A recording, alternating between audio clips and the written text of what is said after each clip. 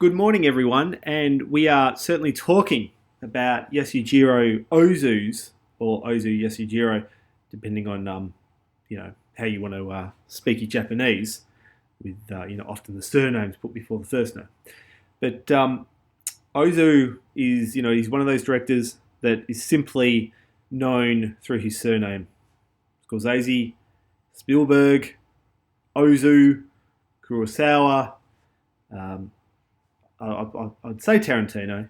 Not that I really like to put Tarantino in that bunch of film directors, but I won't give you my Tarantino rant right now because we're talking about one of the great filmmakers. And if you're a filmmaker yourself and you're not watching Ozu films, you're actually doing yourself a huge disservice simply through the way that Ozu constructed a shot, constructed a scene, what he actually did with his characters and dialogue, and just the stillness of his films.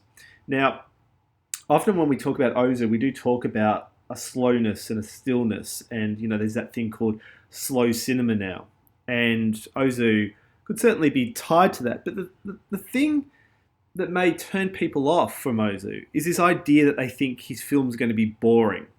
And Ozu's films certainly aren't boring. And we'll kind of get onto his Japaneseness in a couple of minutes. But Ozu's films actually move at a really kind of neat pace. And although there's a lot of kind of stillness within the shots and things like that, there is also a lot of drama going on between the character dynamics and things like that. And essentially what he's really interested in making, he was interested in genre and playing with genre, and he's also interested in kind of family melodramas. And what's interesting about a film like Good Morning, which in a way is his most accessible film. His most famous film was Tokyo Story. But I think you'll really enjoy Good Morning. Good Morning, as you'll see by this poster here, is actually about a TV. And there's the two boys in a family, they want a TV, their parents won't give them a TV, and they go on a hunger strike. Doesn't that set itself up for comedy, ladies and gentlemen? The comedy will just write itself from that scenario. And the thing about Good Morning is it is very funny, and it really is very interesting in the way that it kind of sets up narratives and things that we've seen before. This conflict between children and their parents. That is very much in a number of films that we watch all the time. But the way that Ozu plays around with it is really, really interesting and really fascinating. And it's why Ozu is such a fascinating director, because his films, on a very sort of fundamental level, are very similar, to, say, a lot of sort of American family melodramas and things like that. But it's where Ozu takes those and what he actually does with it. And he doesn't sort of look for the easy outs, which I think is really, really interesting. And of course, he has influenced directors all over the world. Like contemporary Asian directors like Ang Lee, Wong Kar-wai. They cite Ozu very much, and also a number of American sort of contemporary indie directors like Jim Jarmusch is definitely influenced by Ozu. Wes Anderson. A lot of people like to sort of claim that Wes is very Ozu, and I guess he is. And maybe it's time I started showing some more love for Wes, which I don't currently have, and maybe I should. If you think that I should have more love for Wes, send me an email or tell me if you pass me in the corridor. But I won't do my Wes rant right now because we're talking about the great Ozu. Now, this is what you're looking at is a list of some of his films from 1935. He was making films well before that. And a film that's worth comparing this to is the 1932 black and white silent film called I Was Born But ... And the reason why I'm bringing that film up in particular is because Good Morning is actually a reworking or a remake of that. And Ozu's style changed a lot over the years, and he was really interested in reworking earlier films that he made. And I think he was interested in reworking because he was interested in doing them in a different style than what he was actually doing earlier. And when I say different style, I mean the different style might just be, one film has a lot of tracking shots and the other film doesn't have a lot of tracking shots. But it's really interesting actually to compare his films. If you do have time, I highly recommend you watch I Was Born But. It's one of the great films of Ozu, in my opinion. Now, the thing about Good Morning that's important to remember is it was only his second colour film after Equinox Flower. So that's interesting because Ozu was known as a director of black and white, right? And he made just these stunningly amazing films in black and white.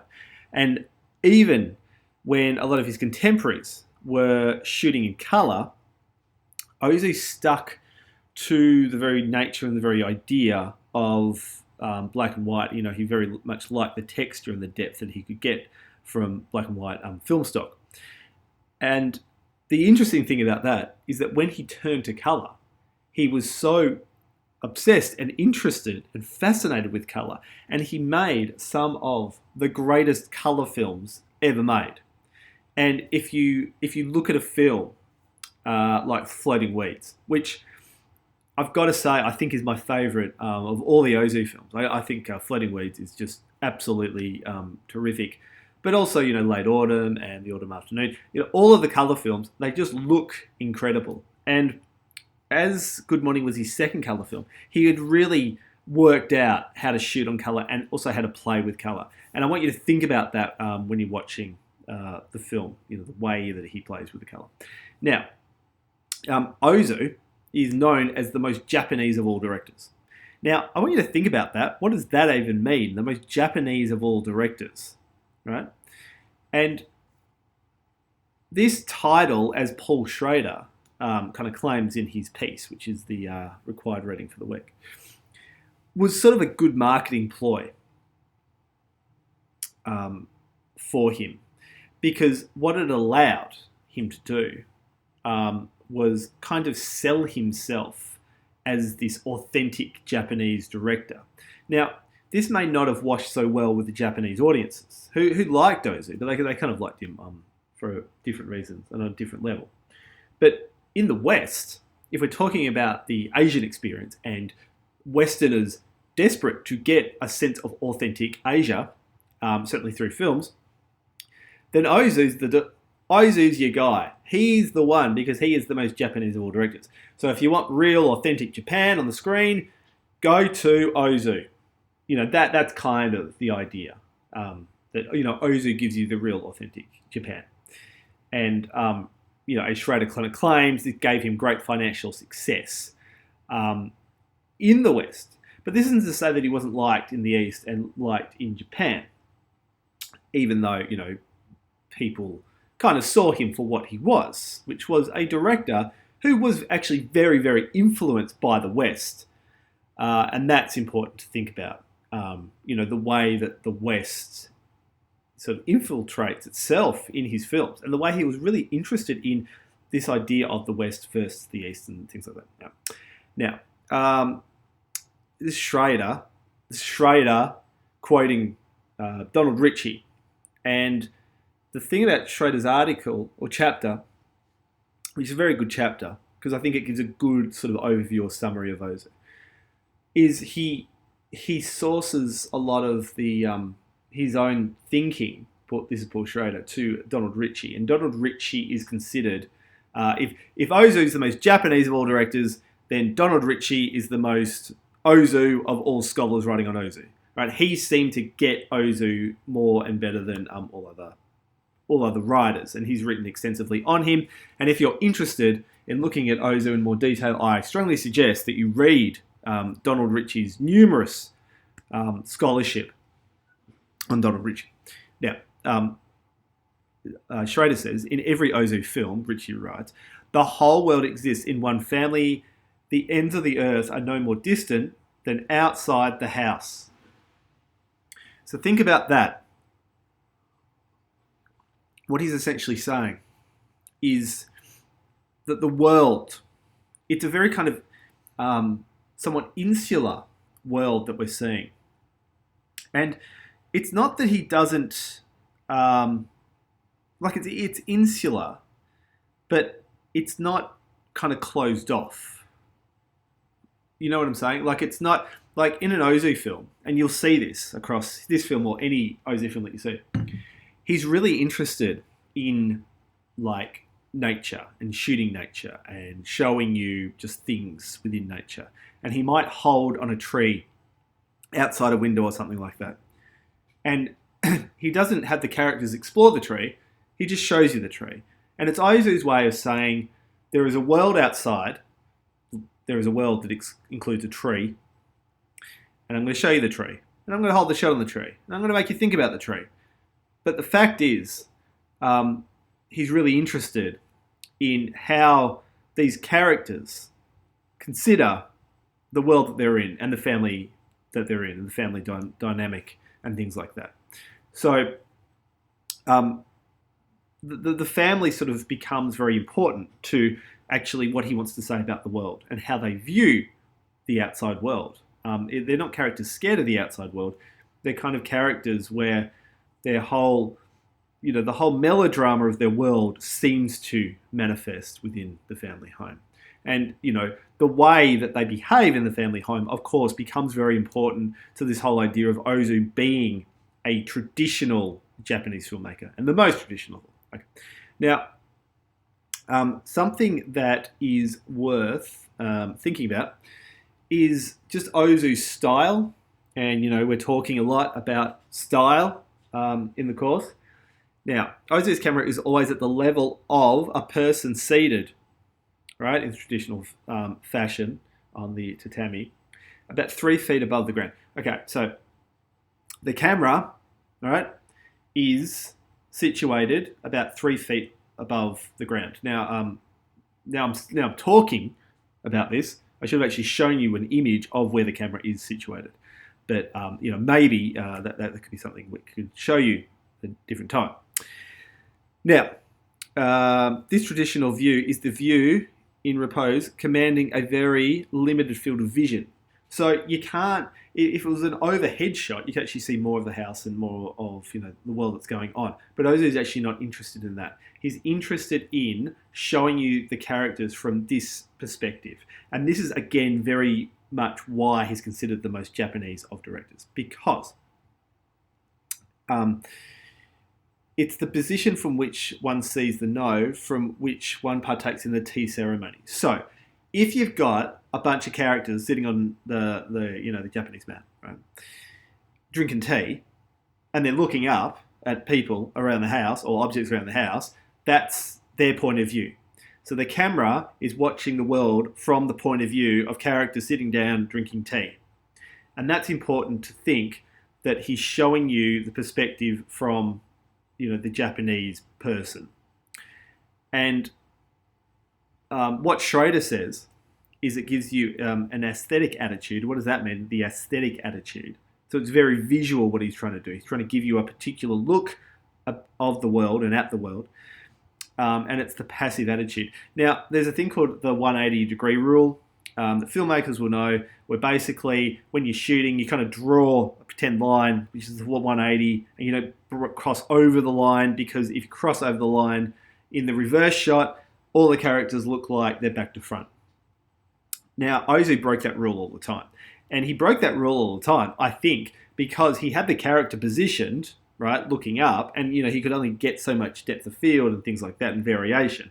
So he cut to the other side of the characters, with the camera situated in sort of the same position, just 3 feet above the ground, because I think he wanted to show you more of the space in that environment. Now, some people find that distracting. Some people really don't care. You may not even notice it. and now I've said it, it may only become apparent to you because I've said it. The camera, except in the rarest of instances, never moves. In the later films, which is where Good Morning falls, there are no pans, no dollies, no zooms, which I think is true for Good Morning, but we'll have a look when you watch kind of through that film. Think about why the camera never moves. He's really interested in holding you within a shot and holding the characters. So there is movement, but the movement isn't the camera, it's the characters. The characters move and control. So it's almost like watching theatre, even though it's the most gorgeously illuminated theatre that you're ever going to see, right? And there is something very still about these actors. You know, there is drama and there is tension between them, and there is two kids who are going bonkers because they want their telly in the film. But there is also this whole idea about politeness and things like that going on. Now, just a couple more things about style. Ozu's only filmic punctuation mark is the cut. You know, that's the cut between two shots. And he's not the fast cut for impact or the juxtaposing cut for metaphorical meaning, but the pacing cut, which denotes a steady, rhythmic succession of events. Now, Schrader goes on and describes... he talks about Ritchie again, paraphrasing Ritchie. Ritchie has described Ozu's films as a combination of, right? So you've got a long shot, which is right. Then you got a medium shot, and then you got a close up, right? So you got a long shot, medium shot, close up, right? Then medium shot, then close up. So it's like this rhythmic thing that's going on, and there is something very rhythmic about the shot. Now, it's not quick. So he'll hold a shot for quite some time. And I think what he's really wanting you to do is just to study the shot, absorb the shot, because he's really interested in deep focus. He's interested in you seeing what's around this environment and showing you that environment. Okay. And of course, I'm talking about Paul Schrader, and some of you may be thinking, well, the only Paul Schrader I know is the guy who wrote Taxi Driver and the guy who wrote Raging Bull, and the guy who's made his own movies, including, can I say, perhaps the worst film ever made, which was The Canyons, with Lindsay Lohan, and she stars awfully, and Bret Easton Ellis wrote the screenplay, and Paul Schrader directed it, and it's actually unwatchable, even though I did watch it. But Paul Schrader has made some interesting films across his journey. Most recently, First Reformed. But I'm telling you this because I think it's interesting because he's a filmmaker and he's talking about Ozu. He's sort of from the perspective of a filmmaker. I think that's what he's interested in. You know, he's interested in the shots and the style and things like that of Ozu. And he's written this book and he does a whole chapter on Ozu right now. So he says he compares Ozu to the Zen kind of art. And he says this: like the traditional Zen artist, Ozu directs silences and voids. Silence and emptiness are active ingredients in Ozu's films. Characters respond to them as if they were audible sounds and tangible objects. Right? Now, think about that. The silences and the voids. It's not this sense of boredom or it's a director who doesn't really know what to do, which has often been like a criticism of new directors where they actually don't know when to cut, so they just keep holding the shot. That's not Ozu. There's a lot going on in each shot, and each shot is asking you to look at different things and study different things. And certainly, it brings attention to the performances, right? Because he doesn't let his actors, get away with bad acting, right? Where you actually see that, with a lot of directors in there, they're always cutting away and cutting to other things because the performances stink, right? And it's like, let's not show them. Let's just, cut to the kettle on the stove or something like that. Ozu doesn't do that, right? But there's something very authentic and real. Like you actually feel like you're actually part of this world because he's showing you this world in a way where it's almost like, it's like I keep saying theatre, but it's not an Ozu film isn't theatrical in that sense, but there is something authentic about you feel like you're in the moment with these characters. Now, Richie, Paul Schrader, why do you keep quoting Richie? He says his characters are living in the now, Richie writes, and they have no history. When a person dies in Ozu's world, which is often, he's merely and instantly gone. And that's very true to Ozu. So there is something very kind of zen about it. You know, what we have, we should appreciate. And when it's gone, we should appreciate what we had. And that's that. And things get taken away instantly. This is why the parents don't get the problem with the kids, right? The kids aren't happy because they want a TV, as these stills will demonstrate. You know, buy us a TV, and then, you know, you've got the old man saying, I remember hearing someone say that TV just produces a society of idiots. And, you know, again, you've kind of got this thing going on with, you know, with the characters, and the characters actually, you know, just a binary of oppositions, right? Where you've got, you know, old versus new, kids versus parents. You've got traditional Japan versus pop USA, and the TV kind of being some sort of representation of American pop culture. Even what the kids are watching on the TV right here seems far from American pop culture. It seems like some sort of sumo match. If sumo is a match, you know, it might be a contest. You know, match might actually not be the correct term. You know, like a tennis match. Anyway, that's sort of an aside. Okay, so the kids want a TV, and the kids aren't happy because the parents bang on too much about, you know, they talk too much. So the kids want the parents to shut up so they can watch TV. The parents are suspicious of new technology, which is the TV, right? So it's what the TV represents.